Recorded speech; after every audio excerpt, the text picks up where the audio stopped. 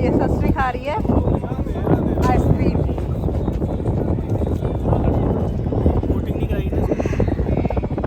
और यहाँ पर चल रही है वोटिंग। मौसम है अभी साफ और नीचे से आ रहे हैं बादल। इस तरीके का है।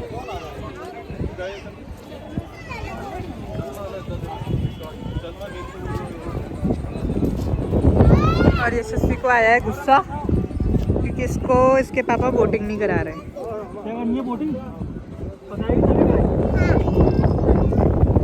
और ये है नैनीताल का ताल।